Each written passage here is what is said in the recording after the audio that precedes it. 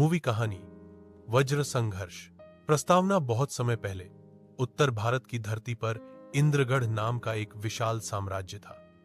राजा वीरेंद्र सिंह बलवान, न्यायप्रिय और धर्मनिष्ठ शासक थे। उनके दो पुत्र थे, अर्जुन सिंह बड़ा पुत्र, वीर, शांत और धर्मपरायण, सूर्यपाल सिंह छोटा पुत्र, महत्वाकांक्षी, चतुर और राजनीति में निपुण। दोनों भाइयों में बचपन से ही प्रतिद्वंद्विता थी। पिता की नजर में अर्जुन योग्य उत्तराधिकारी थे, पर सूर्यपाल हमेशा खुद को श्रेष्ठ साबित करना चाहता था। पहला अध्याय। सत्ता की आग। राजा वीरेंद्र सिंह की वृद्धावस्था में सवाल उठा, उत्तराधिकारी कौन होगा? मंत्री, प्रजाजन और सेनापति सब अर्जुन के पक्ष में थे, परंतु सूर्यपाल ने गुप्त रूप से दरबारियों और पड़ोसी राज्यों से गठबंधन कर लिया। महल के भीतर साजिशों का जाल बुन दिया गया। दूसरा अध्याय। छल और विश्वासघात। एक दिन शिकार के बहाने सूर्यपाल ने अर्जुन पर हमला करवाया। अर्जुन घायल तो हुआ, पर जीवित बच गया। राजा को जब पता चला तो वे क्रोधित हुए, परंतु सूर्यपाल ने चालाकी से सबूत मिटा दिए और दोष अर्जुन पर ही मढ़ दिया। राजा की मृत्यु से पहले का आदेश था, राज्य का विभाजन होगा। उत्तरी भाग अर्जुन का और दक्षिणी भाग सूर्यपाल का। लेकिन विभाजन के साथ ही महाभारत जैसी महायुद्ध की भूमिका तैयार हो गई। तीसरा अध्याय। धर्म बनाम अधर्म। अर्जुन सिंह ने धर्म और न्याय के रास्ते पर चलते हुए अपने हिस्से को साधारण रूप से संभाला।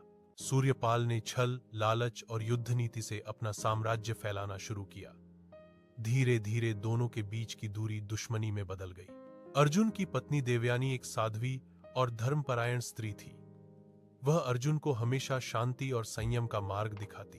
वहीं सूर्यपाल की पत्नी मालिनी महत्वाकांक्षी थी, जो उसे हमेशा सत्ता और विस्तार की ओर उकसाती। चौथा अध्याय। महायुद्ध का आरंभ। कुछ वर्षों बाद सूर्यपाल ने छल से अर्जुन की राजधानी पर आक्रमण कर दिया। अर्जुन ने मजबूरी में शस्त्र उठाए।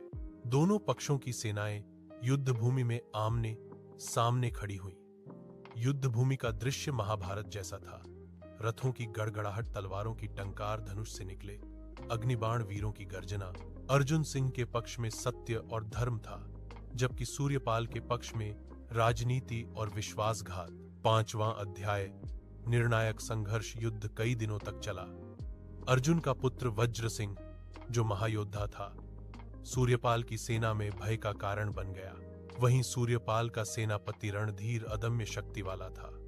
अंतिम दिन सूर्यपाल और अर्जुन आमने सामने आए। दोनों में भयंकर द्वंद्व हुआ। सूर्यपाल ने छल से वार किया, पर अर्जुन ने धर्म और वीरता से जवाब दिया।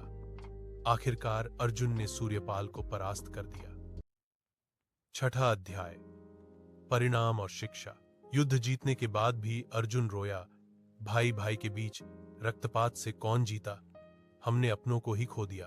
देवयानी ने कहा, सच्ची जीत तलवार से नहीं, धर्म और न्याय से होती है। अर्जुन ने राजगद्दी अपने पुत्र वज्र सिंह को सौंप दी और स्वयं वन में तपस्या करने चला गया। इंद्रगढ़ साम्राज्य फिर से समृद्ध हुआ, लेकिन पीढ़ियों तक लोग उस युद्ध को वज्र संघर्ष के नाम से याद करते रहे।